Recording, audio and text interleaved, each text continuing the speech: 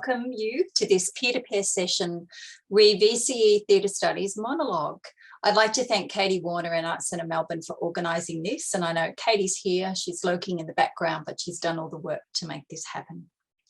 So before I introduce our students, performers from 2020 here, I'd like to acknowledge country.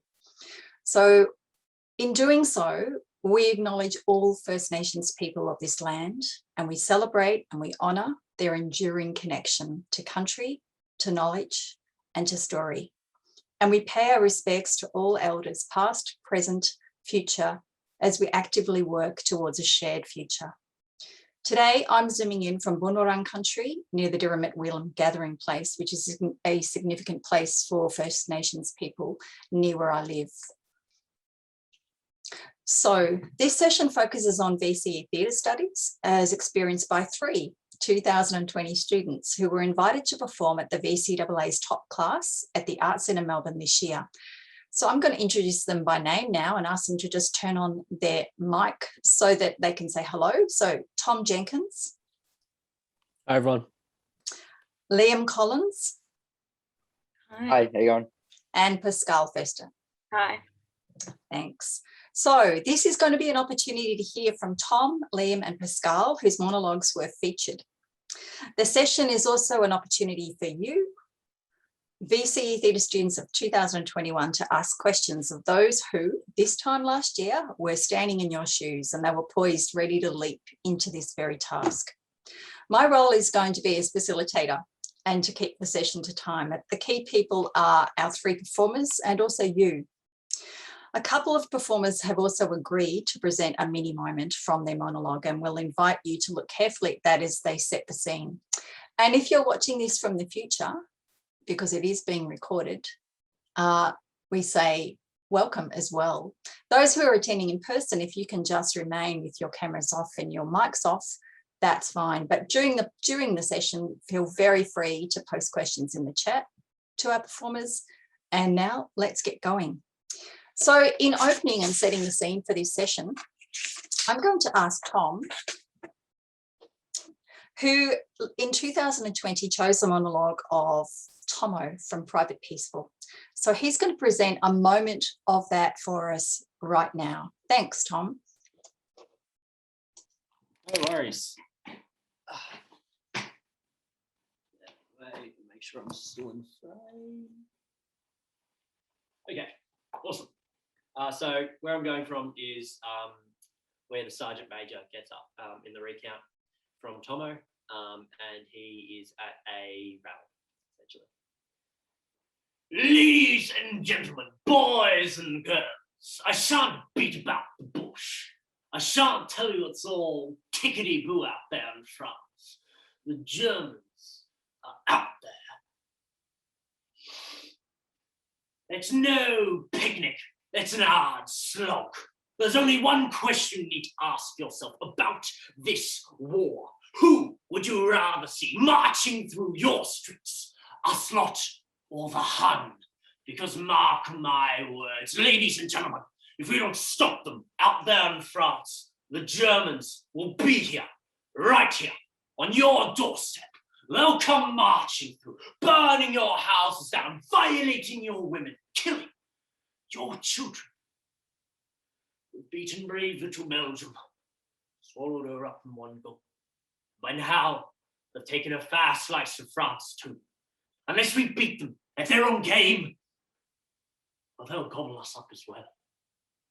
Well, do you want the Hun here? Do you?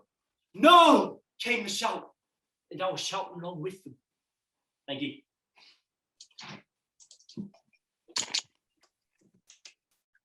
Hey, thanks, Tom. Thank you for setting the scene for us. Fantastic.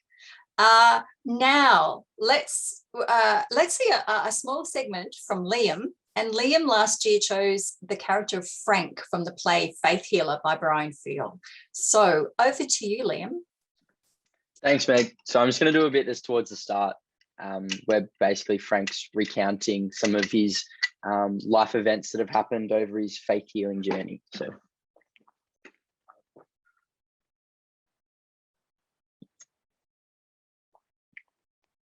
I'd fortify myself with some drink. And then we'd wait and wait. And as soon as darkness fell, the odd few would begin to sidle. And like Ben Cater, Dunvegan, Dunblane, Ben Lawyers, Ben Rennis, Kirklist, and Ben Ain. Thank you. Thank you so much. Thanks, Liam. Thanks, Tom. And Pascal is going to be offering something different later on in this session. So we'll thank her too. So as we've kind of witnessed two tiny sections from this monologue, you'll notice that the two performers have chosen acting and directing as their production roles for this particular monologue, as has also Pascal. And we'll talk a little bit about that later. But what I'd love to do now is let's have all our microphones on from the team, and we're going to start the discussion. So don't forget, folks, if you're here in the session, feel free to post any questions in the chat as we go. So let's go back to the beginning. It's April 2020, and the VCAA has just published those monologue structures, and you have to make a choice. So I've got two questions for you in relation to choice. A, why did you choose acting and directing? And perhaps not design. And the second choice is, how did you select your final monologue out of the ones that are offered on that particular year? So Pascal, can I start with you and get you to talk about yours, which was boy, girl, wall, and multiple characters within that. Why did you choose acting and directing first?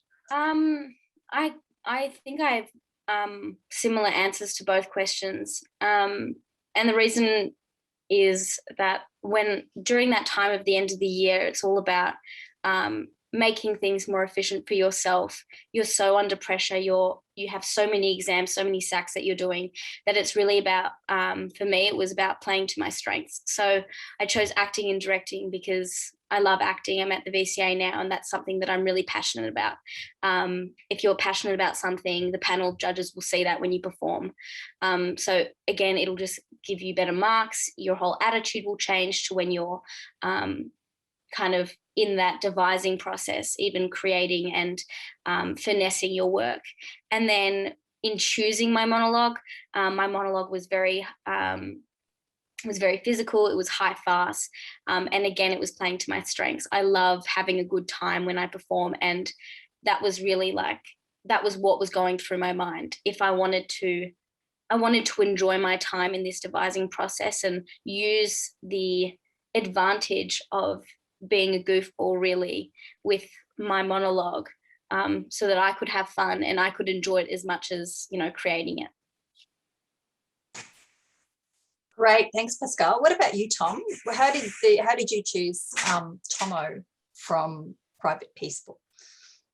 Yeah, so when they all came out, I had a quick read of each one. So all of the options I quickly skim read through, maybe once, twice, three times. And then I was like, okay, so I kind of collected my thoughts there. And then I put them into, I think I had about 4 to start with of ones that I thought were potentials.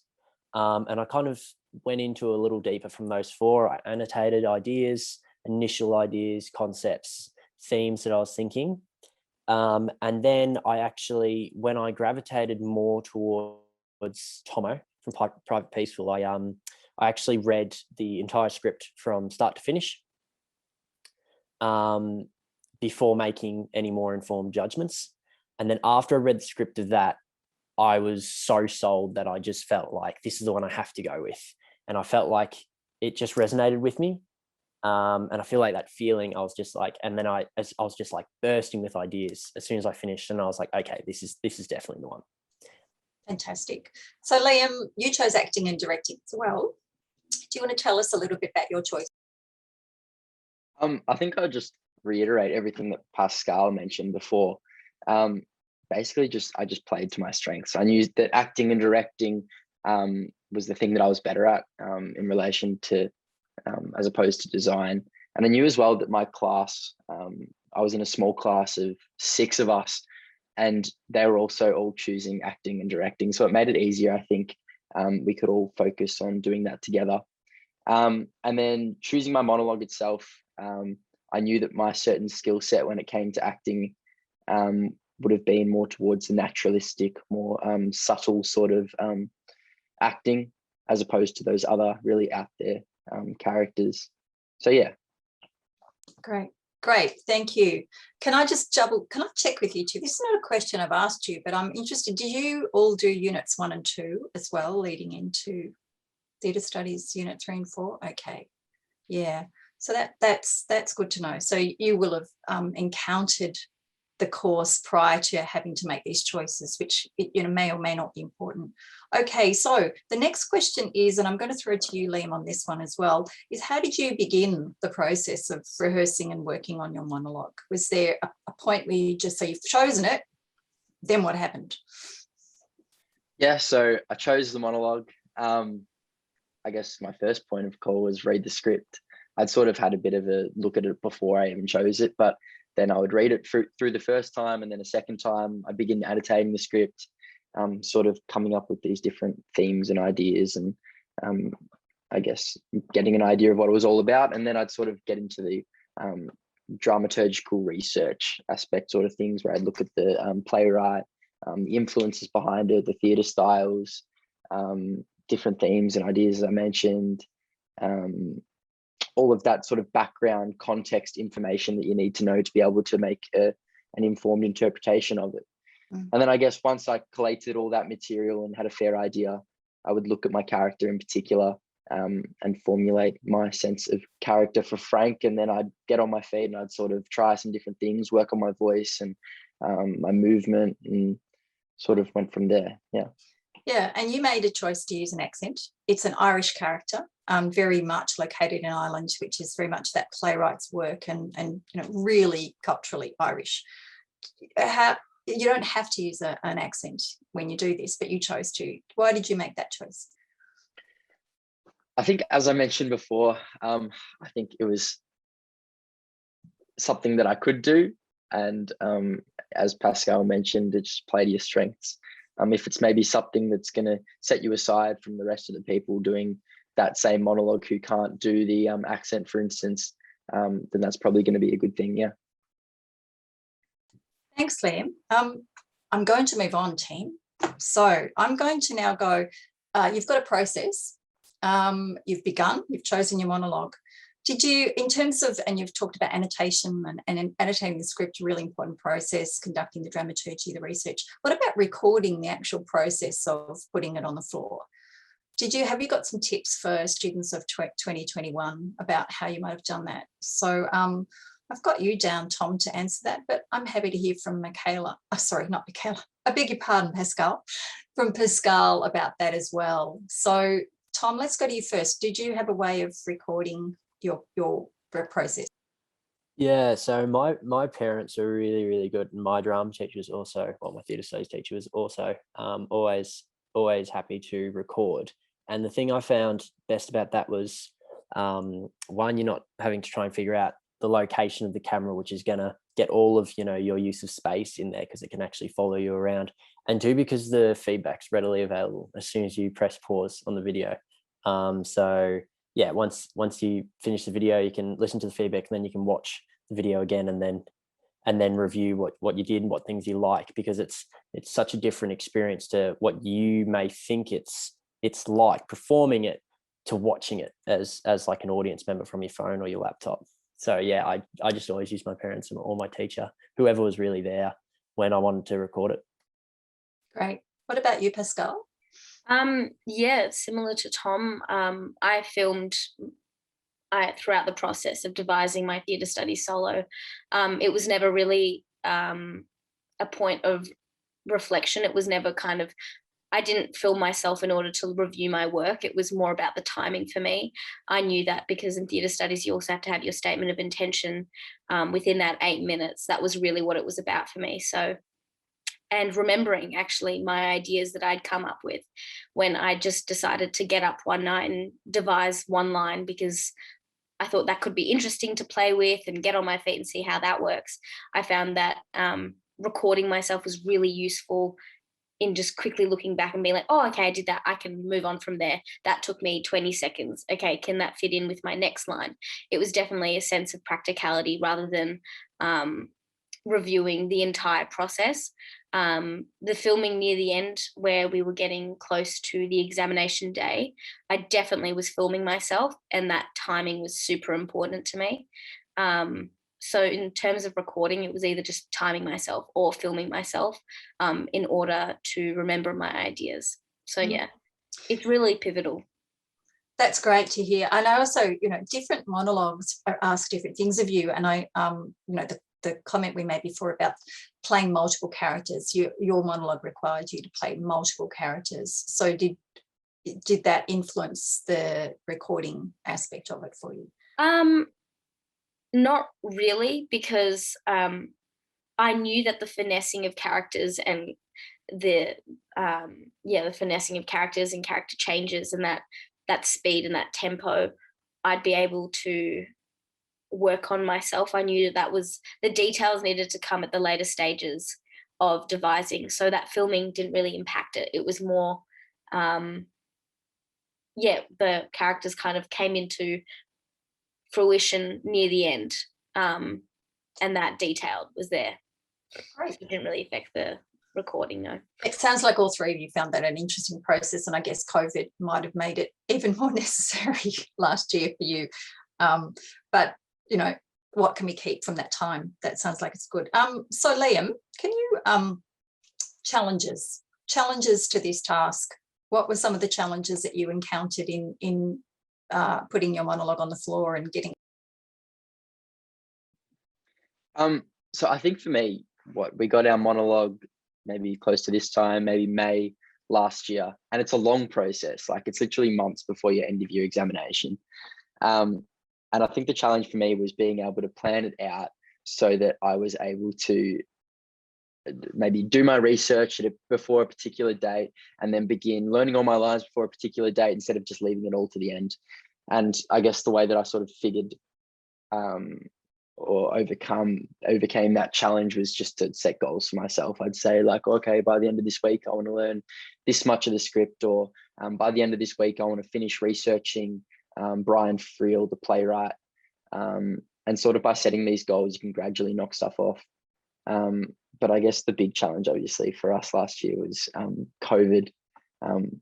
But yeah, everyone was in the same boat for COVID. But yeah, that was the main challenge for me, just sort of being able to organize myself to gradually get to a point where it was a put together monologue before my examination.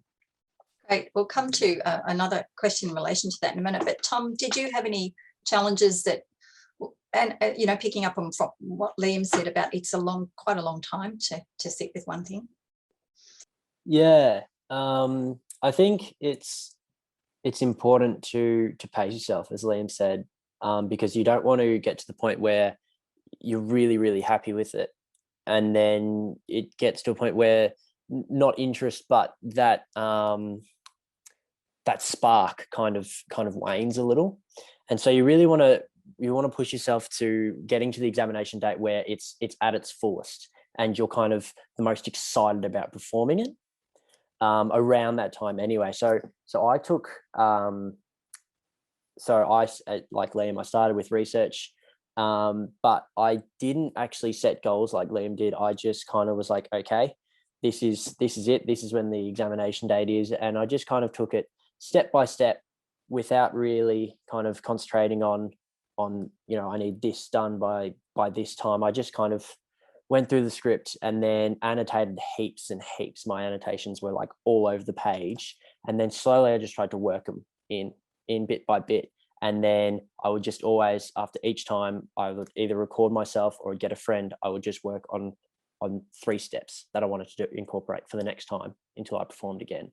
So that was kind of what I did to overcome that challenge of not really knowing what to do next, or not knowing, or just being happy with it and not really raising to the next step. That sounds great. What about you, Michaela? Did you have any challenges that you felt you had to overcome? Yeah, I did. I think it's really interesting hearing the other parts, like theatre studies students talk about your challenges and the steps that you took. And I'm kind of realizing through this discussion how like non-linear and how subjective each process is. My challenge kind of came near the end, or maybe in the middle, where I had finished creating my set and I'd spent so much time in making that detailed and having fun with that it was time to work with my set. And that was where it was a challenge, because I needed to fit the monologue with the spacing. And so it consisted of me being up in my study for every night for 2 hours, just playing with this stupid little box, and just trying to think of different ways of saying that and going back and then timing myself. And it was hard to be creative at some points, is what I'm trying to say. And finding the difference in the monologue, making it exciting, changing levels, finding how I can use space to my advantage. That was the difficult aspect of it. So yeah, it was just making it varied in my performance, so matching the text to the physical score, I suppose. Sure. And what about stage directions in your particular script? My particular script, it was super, it was all up to me as the performer, which was incredible, because I had so much freedom in creating this piece. It really, in a way, became my own piece because of how different it went from the original. I watched the YouTube version because it was on YouTube, and it's a one-man play, so it's meant to be super intense and super fast and super physical. And they were the details that I kept in mind when performing this. I realized I just knew it needed to be fast, it needed to be physical, and it needed to be funny, and that's what I kept in mind. So my stage directions consisted of me just goofing around until I found, oh, okay, this works, and I can get back here in time, and I can quickly adjust this on my costume. Or yeah, it was definitely just finding what fit right within myself and in the piece. And in the piece, yeah. So the intention and the world of the play, and Yeah, all that exactly. great dramaturgical and research that you've clearly done, and that's something you've clearly recommended. Just looking, we're going to move ahead now. One of the things that we raised before, was who filmed your work. You had teachers. What's the importance of having a critical friend, or to work with on this process? What would you like to say about that, Liam? Can we throw to you on that one? So did you have a critical friend or someone you worked with? Yeah, so I was in a really small theatre studies class. There was just 6 of us, and luckily we were all quite close mates. And it was really good, I guess, being open and honest with each other. It's really important. I guess respecting your boundaries, obviously, but being able to provide that feedback to one another and watch and get that sort of second perspective on what you're doing. As well as that, for me, I guess my teacher was that person as well. He would constantly be just like questioning me, which at the time was a bit annoying, obviously, but you sort of realize that in theatre studies especially, you have to justify everything that you do. So he'd constantly be asking me, like, why are you doing this? What does this mean in terms of the world of your play? Constantly questioning me, which really made me, I guess, think about it from the theatre studies perspective as a part of just me being an actor, doing whatever I think I'm doing. But yeah. What about you, Tom? Did you have someone you worked with? Yeah, I had an old friend who went to my school, and he's a NIDA graduate, and so we worked together a fair bit on my monologue. And yeah, like Liam said, the importance of questioning why you're doing this. It helps just inform your decisions and really get them into concrete. And if you can kind of give evidence and give detail on exactly why you're doing the things, it really, really helps. So he was awesome at just kind of fleshing out those, like, okay, well, you're doing this. And sometimes it's really small details that might have just kind of come along naturally, that he goes, oh, why'd you do that? And then you think back and you go, oh, I do that because I think, shows this, or sometimes it's not a positive and sometimes it can be a negative. And it's like, oh, well, yeah, that is actually a little bit silly that I'm doing that. And maybe that takes away from the monologue. So it's really, really good to have someone who can just watch it, especially as someone who doesn't see it all the time. And so they kind of come in with fresh eyes and fresh opinions. Thanks so much, Tom. Pascal, can we move to the next question? And this is about having those exam documents with you. So particularly the criteria, were they important in your process? Maybe not as important as some students would have thought of them as. I remembered when I chose my monologue, I saw them, and it's like it's a mental note for me. It's important to create what you've done, see how you go, create the baseline, because it's going to change so much in those months that you're working on it. You don't realize it, but every time you rehearse it, something's different, and you like that bit that you've done, and that becomes like part of it the next time you do it. And that's how I started. And then I remembered just looking at those dot points and seeing, I was like, okay, I need to include that somehow. That needs to be evident here. It wasn't about making those, understanding those concepts, it wasn't about crafting around those. It was about crafting, then using those dot points and crafting it around my work, so I could still have something that hit the dot points on a VCE level, but also hitting the dot points in my own performance, because it's just as important to enjoy what you've produced. Great. That's great. It's good to know that they are important at some point, but not losing sight of the fact that you're also creating a kind of piece of theatre as well. So I'm going to move on. Learning lines.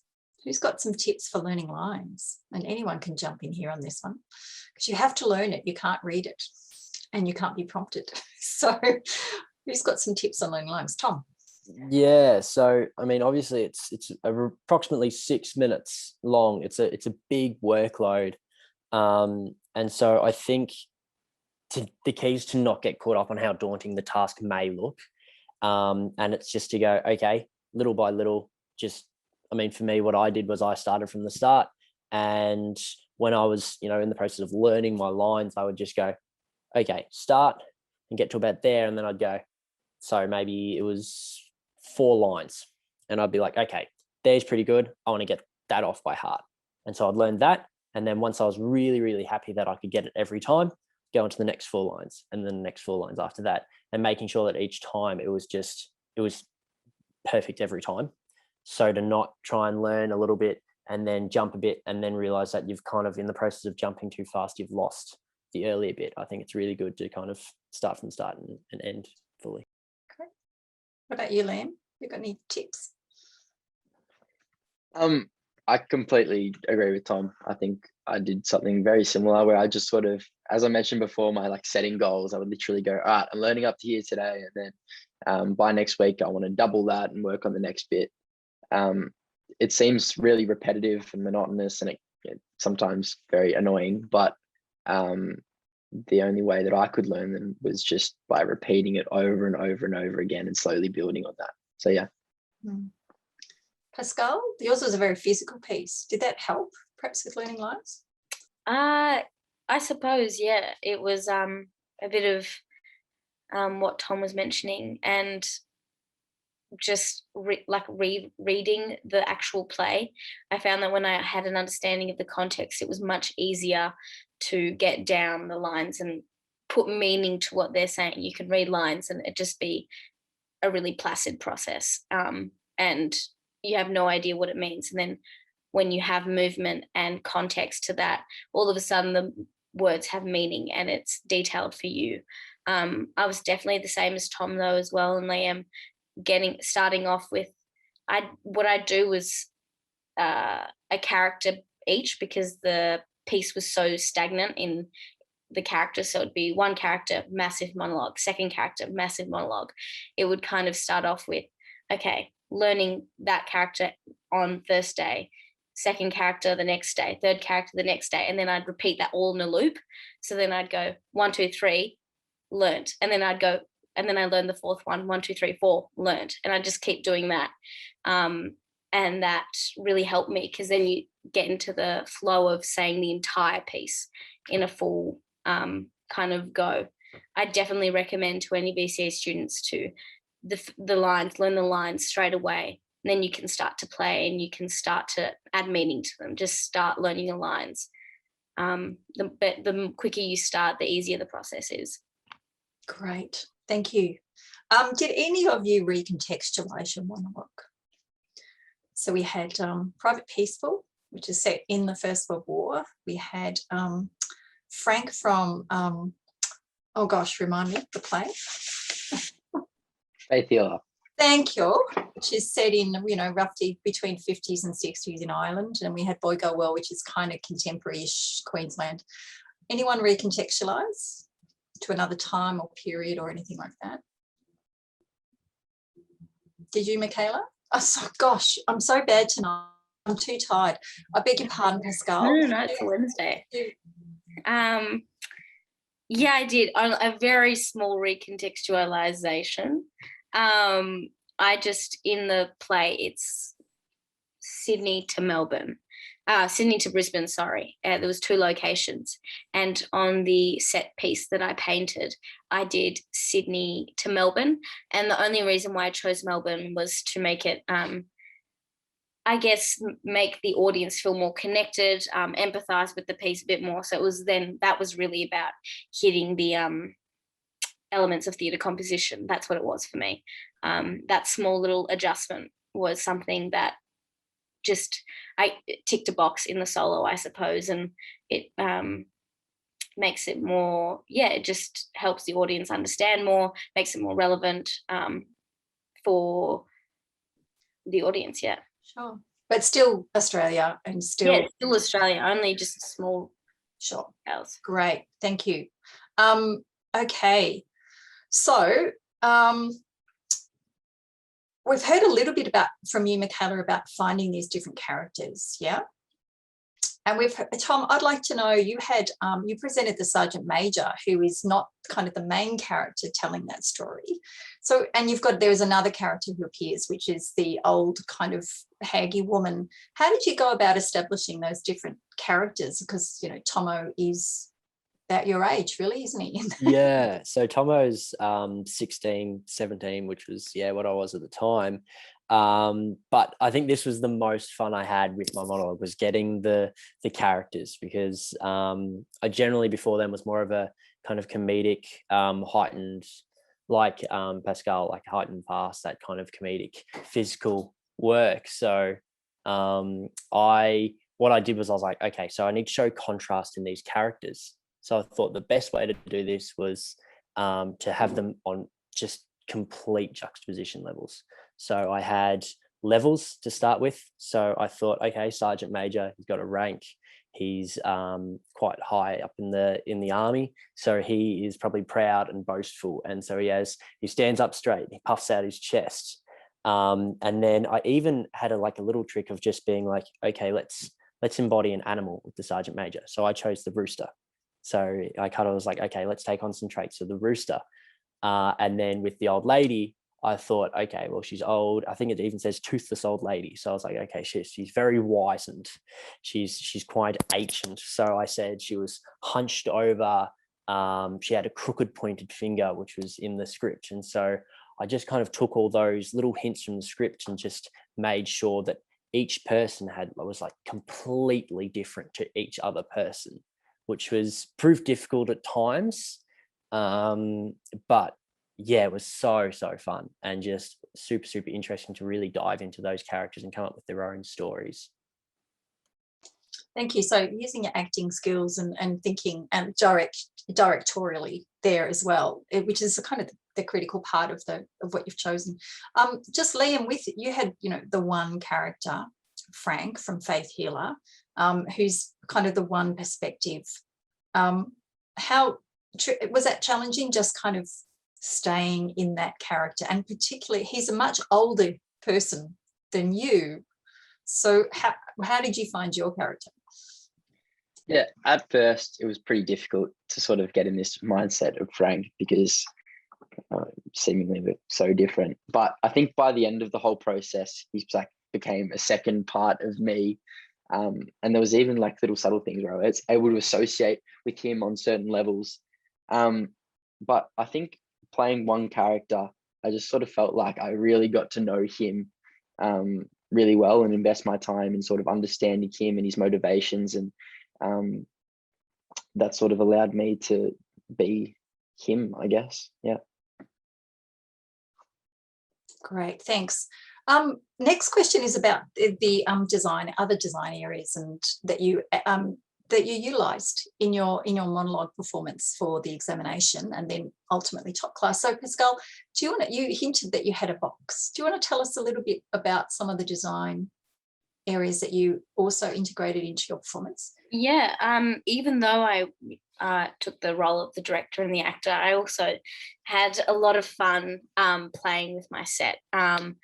That was, it was all about what ways can I use the space efficiently and effectively in a way to convey different spaces and different places.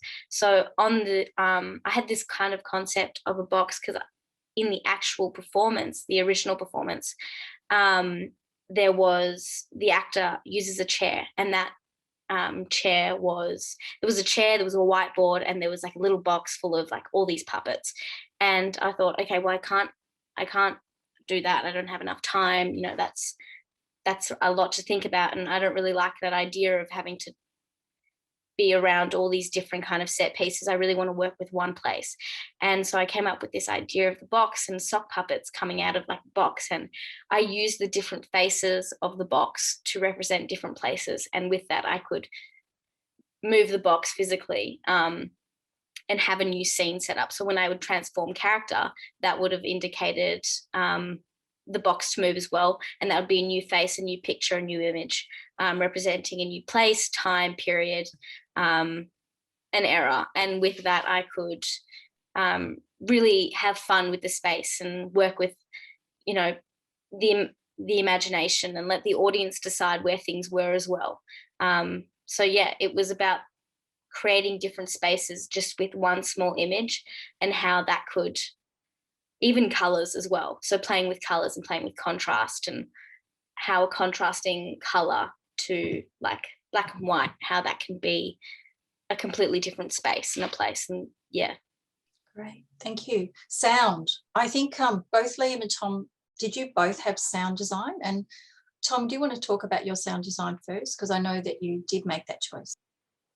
Yeah, so in my stage directions, I had some options there, but I didn't actually go with the options that were given in the script. But seeing them there and having that idea of sound brought on kind of my own idea, which is because in my dramaturgy process, I saw that time was such a crucial concept for my play. Tomo is awaiting execution, and so I felt like he was recounting in order to kind of escape that time that was inevitably running out. So what I did was to show that to the audience, I had a soundscape which was a ticking clock just before he started speaking, and then once he could distract himself with the story, the ticking clock then faded away, and obviously the soundtrack then ended as I started speaking. And then once he gets to the end, and the final line is, I ran all the way home. It's that thought of home that brings him back into the reality that he will never get to see home again, and that's when the ticking clock starts again. So I felt like that was a really good way to show that theme. So symbolically, but also it was a timing mechanism for you too, was it? Yeah, within about the 6 minutes. Well, yes, it fitted in very nicely at around about 6 minutes, but it also proved to be, that was probably my biggest challenge, was getting it right, because I didn't have much leeway. I just had it, because you're not allowed to cue things on your phone or device. you have to just be so sure that you'll get your timing right. So I had to edit in about 6 minutes or like 6 minutes 30 of silence between the two soundtracks, and just hope that as I said home, I would go 1 second and then the soundtrack would click in, which it did in the end, because it just becomes a second nature. Well done. Great work. Both of you, great work. Liam, did you want to add anything about sound? Yeah, so I didn't use any sound, but I used sorry. a video projection. So basically, as part of my set, I had this easel, and then it was like a picture frame, sort of 3 picture frames all stacked on top of each other. And then I used a projector and projected this. Basically, it was a video of me being Frank. And the idea was to mirror these 2 versions of Frank, one of me acting it on stage and then one on the screen. And it was sort of this idea of having a public and a private version of an individual. And I'd sort of just jam-packed it with all sorts of meaning and justification for my decisions, which I would speak about in my statement of intention. But yeah, that was what I used. Right. Sorry, I just realised that was what you mentioned in the conversation. So we've heard 3 different design areas, which is really great to hear for students. I'm going to leap ahead a little to this interpretation statement, which is the second part of the task in the exam room. I'm going to ask Pascal, you are willing to just share a little part of your interpretation statement for us that you presented. Let's hear that and hear what's included in it, and then talk about those choices. Yep. Yeah, cool. I'll just do the bit where I use most elements of theatre composition. The era and setting of the 21st century and its subsidiary themes, such as the exploitation of human connection and the evaporation of missed opportunities and mental health, are in the crux of this production. And I wanted to recreate that contemporary havoc through my work in the production of set and costume. From the loud colours draped across the small box, contrasted with the monotone costume the narrator constantly manipulates. The 2 elements of theatre composition that are heavily embedded throughout the performance are rhythm and variation. I apply rhythm between the exchange of Sock Tom and Sock Alethea meeting for the first time, intentionally manipulating the rhythm of dialogue, creating longer and shorter beats to accentuate the anxious energy these 2 characters obtain with one another. Additionally, I also utilise variation, particularly noted within the narrative for before and after the play script monologue. This element of theatre composition is evident between the 2 sock puppets and images of the transformational stage box. In utilising different scenes, such as the exchange between Melbourne rather than Brisbane, I allow the audience to feel more involved and connected to the narrative as it unfolds. Utilising familiar images of landmarks and tones of colour, such as the musky orange and skyline blue, the audience forms an emotional connection to subsidiary cultural themes this play offers. Thank you, Pascal. Very generous of you to do that. And those of you who are listening from the future and those who are listening now, just thinking about the way that Pascal has justified her choices, because of course this comes after your presentation, your actual performed monologue, doesn't it? And is anyone, either Tom or Liam, or even Pascal again, have you got any tips for when you wrote that? Clearly there are guidelines in the examination specifications and about the requirements of that, but have you got any tips about when you've kind of nailed it, when you think you nailed your interpretation statement and felt right to take into the examination room? Leap in, anyone. For me, it was about ticking boxes on that criteria rubric, I think, especially like the thing when it talks about in the criteria, like considering your interpretation in the world of the play, especially just like mentioning that sort of thing in your interpretation statement where it may not be obvious within your actual monologue itself. It was really important for me to include those things, as well as justifying everything that I did in terms of like talking about symbolism or talking about why I did what I did, pretty much. Yeah. Great, thanks. I'm just really conscious of time now. This is such a rich conversation. So in the examination room, you've got 12 minutes in the examination room according to the specifications and the monologue task examination itself. you've got 2 minutes to bump in and 2 minutes to bump out, etc. Any advice in relation to that in terms of, taking in additional properties or set pieces or other things like that? Any advice or insights into that process? Did you visit the venue, for example, beforehand, or get a sense of it? I think the key is to be very, very organised, and if you can be there, you're not. I mean, for my case, we weren't let into the warm-up room and the examination room before, just before our performance. But I got there, I think, about 45 minutes early, which seems perhaps a little bit obsessive, but I just wanted to make sure that I was in the right headspace. I was there. I wasn't getting to the place where I was kind of rushing in and being like, oh my God, I've left something at home. So I knew I had everything, which really helped calm the nerves. And then in the end, my set piece was pretty small. I had a box and then a blanket and a range of kind of smaller items, which I could all fit in the box. So all I did was pick up the box and then carry it all in and then just unpack from the box. But yeah, definitely being there early and being organized really, really helped. Great. Anyone else got any tips? Mine, I spent a lot of time rehearsing my setup. I had 2 minutes and basically I had to bring in this easel. I had to bring in this big frame. I had to wheel in this table that had a projector on it. I had to plug in the projector, had to warm up the projector, click start. So it was a big sort of, I had to really practice and make sure that I could do it all within that 2 minutes. And it just sort of became an extension of my rehearsal for the actual monologue. But yeah, I think as Tom said, it's just about being organized and being well prepared as in any exam, I guess. Great. I've got 2 questions in the chat that I think could be really good to feed in now. One is from Sophia, and she has asked, was there anything that you wish you'd done differently during the development of your monologue that you would advise your younger self? Don't do this, or definitely do that. What do you think, Pascal? Yeah, I do. It's only small, but I was so excited mid-lockdown to just start painting because I just needed to like just do something else than just be on a computer. It started off that process. I was like drawing on it first, and I wanted to be really cautious about what I was going to paint, because when the paint's on, it can't come off. So I started drawing, but then I got really impatient, and I just thought, I just want to get it done because I just want to rehearse with it.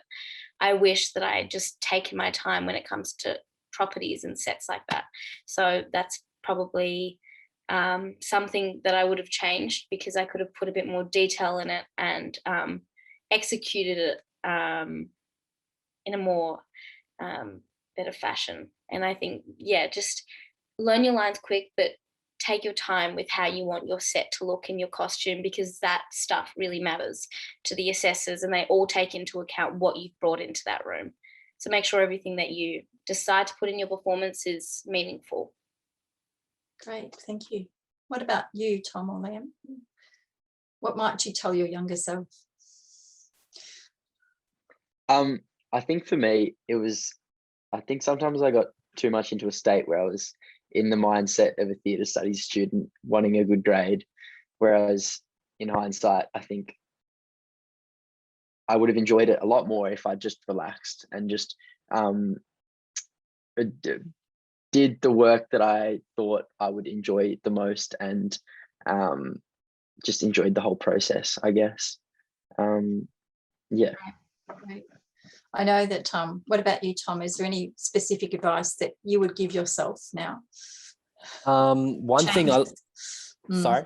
No, sorry, you go on. Okay. One thing I learned, which I think I'll always kind of keep with me when I go on with, if I do shows from now, is that don't try and this could just be a me thing, but I found that trying to find a character which you think you can't relate to at all, and you just kind of very hesitant to be like, oh, they're nothing like me, I think it proves very difficult. Whereas if you take the approach of, well, what element of me shares the same element as this character, and so trying to find the character in a part of yourself, I think really, really helped me in the end, because I was, particularly with Tomo, I really struggled because I was fluctuating between, I was like, well, he doesn't, because the Sergeant Major and the toothless old lady were such distinct characters. Tomo was just kind of there. And then I was like, Tomo is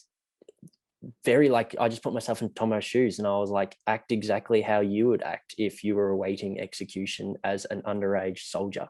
I was like, be scared and be okay to feel vulnerable. And I feel like, yeah, just finding that character in you with all just character work. It's a bit of Stanislavski perhaps going on there. Yeah. And the other question is, which might relate to this, is that in the preparation of your monologue, did it take time away from other areas of your study? Is that something that you noticed? Yeah, for sure.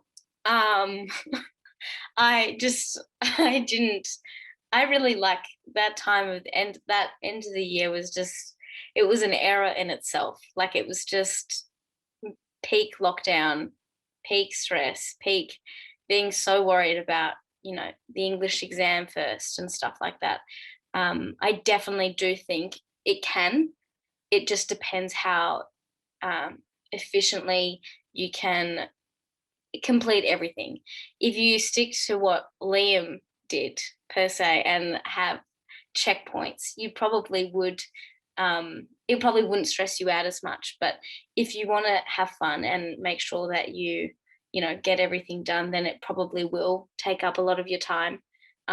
It just depends how effectively you plan out your week and plan out what you want to get done each week.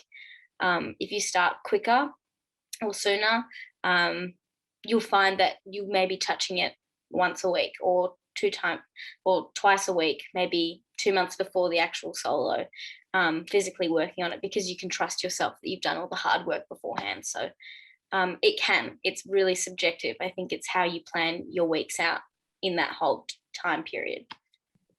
Sounds like, and for you three, clearly the stakes were really high. You wanted to do really well as well. And it's this leads me to the question, was it fun? Was it fun doing this task? Amidst all the other things, what was fun about it? Tom?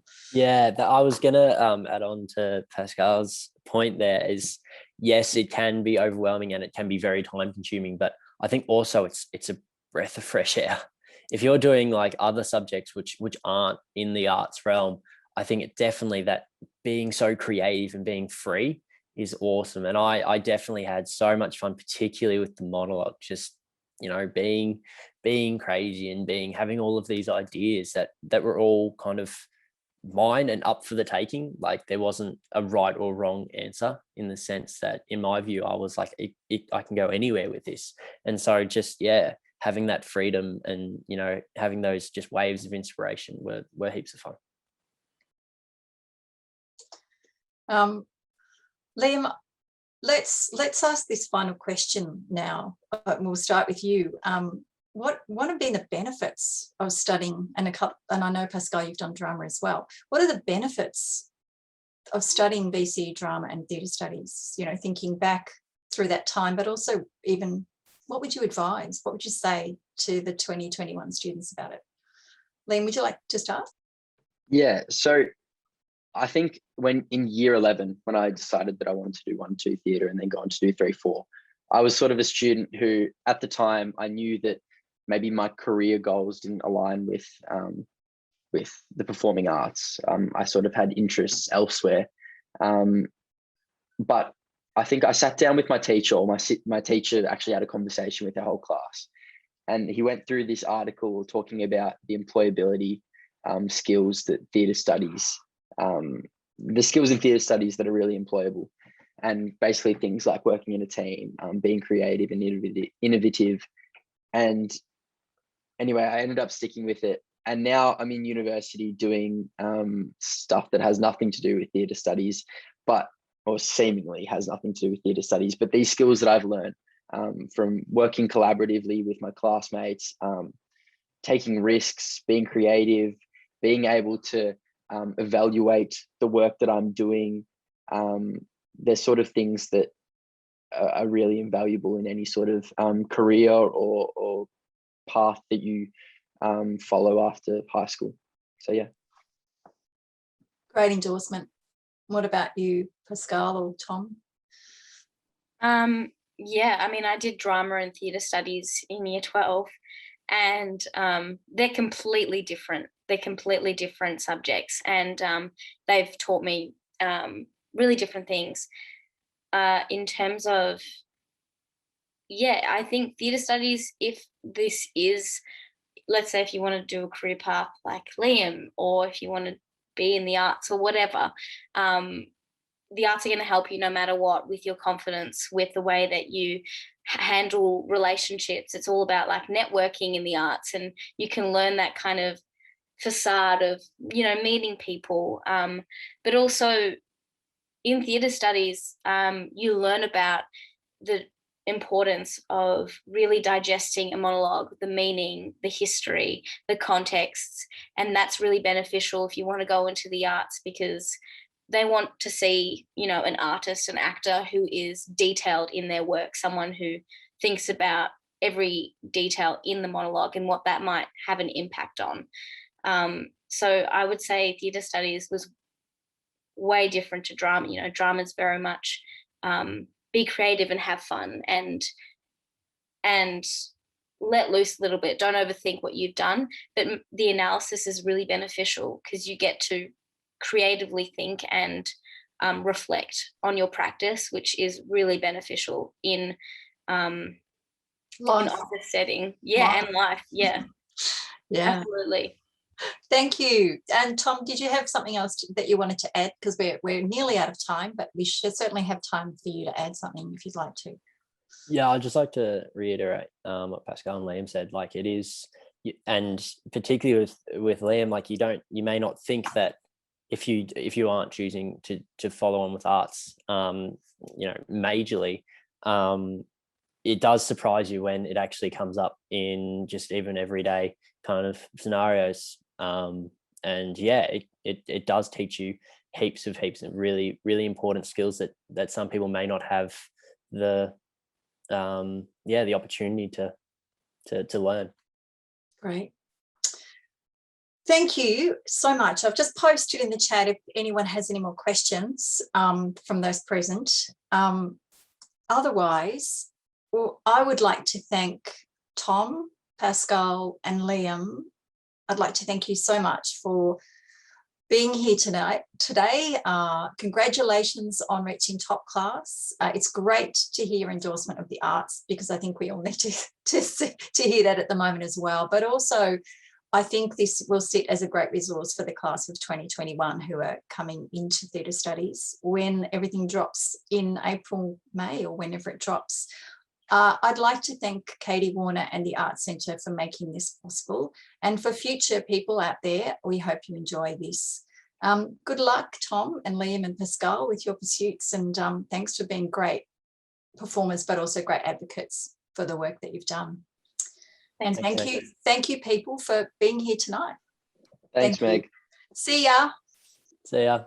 Thank you.